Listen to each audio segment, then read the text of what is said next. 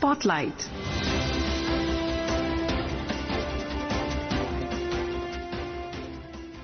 Good evening, listeners. Welcome to today's Spotlight. I am Nishit Kumar. Today, we'll be having a discussion on AI Impact Summit 2026.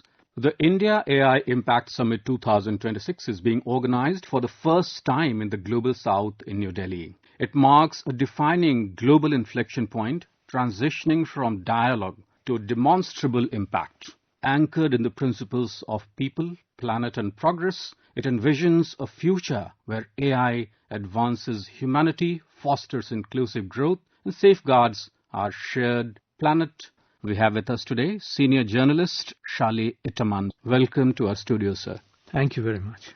Mr. Ittaman, this AI summit is not just huge in structure and magnitude, but the impact that it can have on the wider canvas. How do you see this?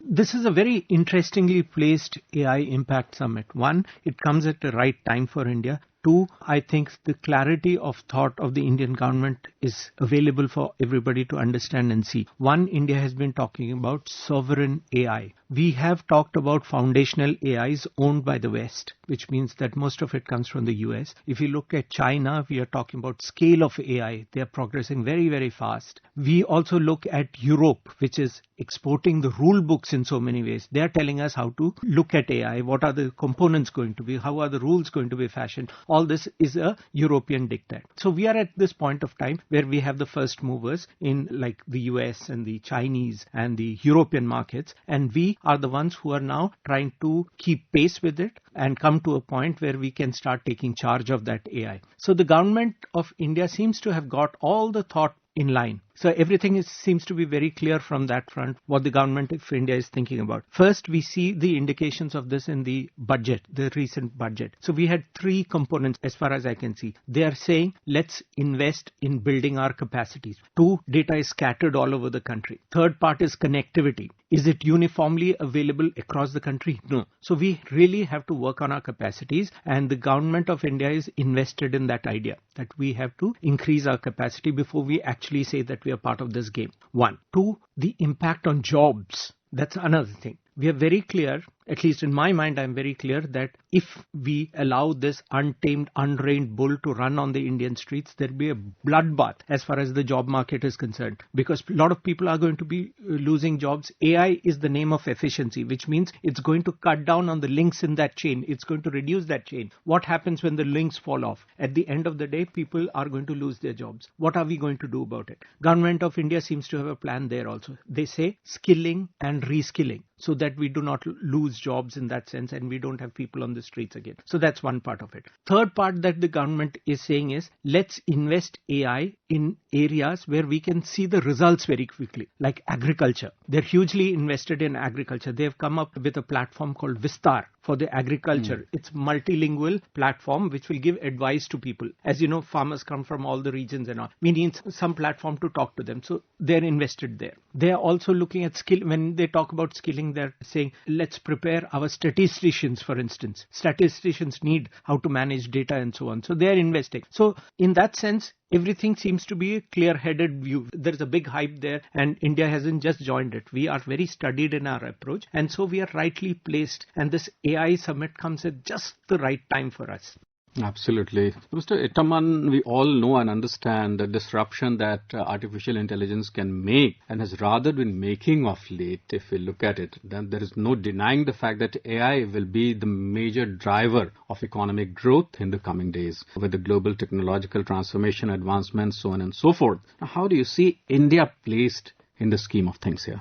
When we talk about growth, we are also being a little speculative. This beast cannot be defined right now. Sitting here, we can't define it. Nobody can, because a lot of players in the market, everybody has their own vision of how AI is going to evolve. In that, to be trying to define the whole thing about growth, that piece about growth is not really understood. So whether it's going to be a growth indicator or is it going to be a decelerator of sorts, that we can't describe right now. What I do know almost certainly is that we'll have to realign the instruments of growth here. AI is going to make a lot of things difficult, which means if there is a government program for the people, it's going to reach people faster now. So all those channels are going to reduce. But at the same time, what happens to people? When AI comes in, there will be more efficiency. If there is more efficiency, people drop out of the system. When people drop out of the system, they have no more jobs to do. What will happen then? We can talk about things like skilling and reskilling people. If you just look at the cinema industry, the director is protected, the producer is protected, the actors are protected because they are the high end. What about the lower end where mass of people work in that cinema industry? Say dubbing artists. Technicians, yes. Technicians, what happens to them? Their job is gone. How will you reskill them? The cinema doesn't need them. So those are the problems that we have to understand.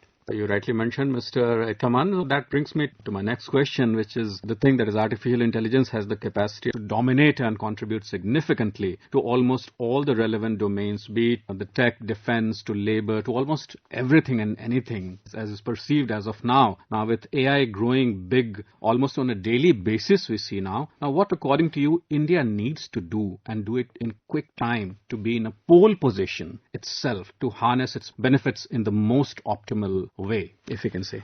We need to invest in foundational AI. We cannot be using the AI systems lent to us by people from the US or the Chinese or the Europeans. We can't do that. We need our own foundational AI. You mean to say we need to be more organic? No, we need to invent our own AI platforms that Indians can use. This is very important because this is what the government is also saying. Sovereign AI that protects the interests of Indians. If you work on somebody else's platform, your data is their data. We need to ask these questions. Whose AI is it? Is it our AI? No, this is the US AI. When it comes from these giant tech companies, this belongs to the US. Every time you use their platform, you are a data point in that scheme. You're not a human being. When the data is with them, then the world order changes. Every country needs its own AI sovereign platforms. This is what the government is insisting on. And that's where we have to work now. Now let's listen in to Honorable IT Minister Ashwini Vaishnaw what he had to say about the AI adaptability in India and the government's thought process.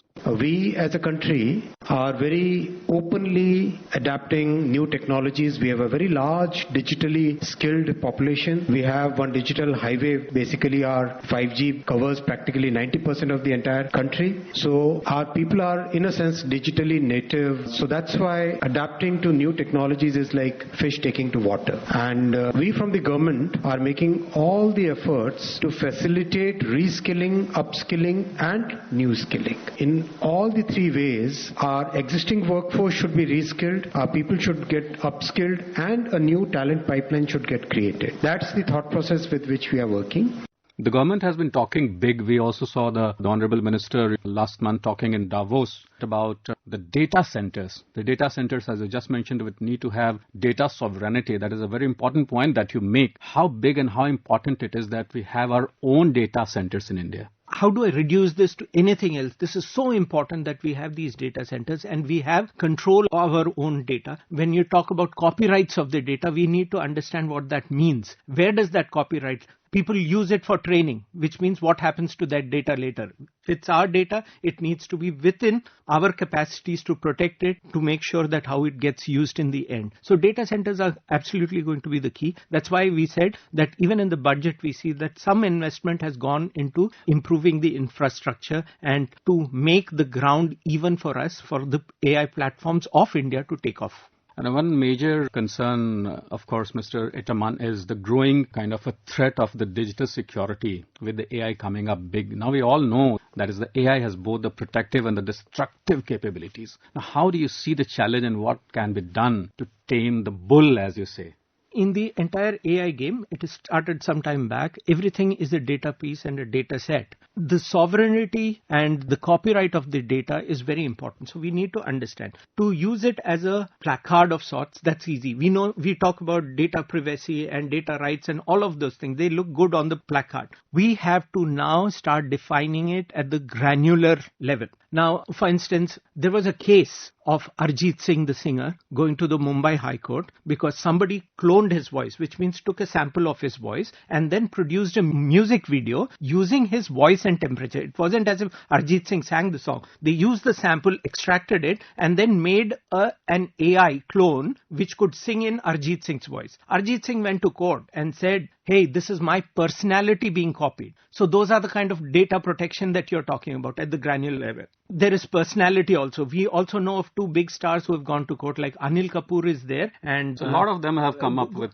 because people are cloning their personality. Absolutely. Let's listen in to IT Minister Ashwini Vaishnaw, what he has to say about the government's efforts to regulate responsible use of AI. The way the foundational models are trained, they are trained using the knowledge which is there in the public sphere and the knowledge which is there in the books and periodicals and journals and films and videos. Now, is that model the right way of rewarding the creators? Are there more improvements to be done? Are there the right guardrails to be created so that the balance between IP and innovation, that right balance comes? Would a simple regulation do that? Probably no. That will require a lot of consensus building. That will also require a lot of technological tools to be created. Our understanding so far is that for such complex problems, we have to have techno-legal solutions. Solutions which look at laws while they simultaneously they also look at technical guardrails and technical balancing features in the AI models as well as in the way AI is deployed.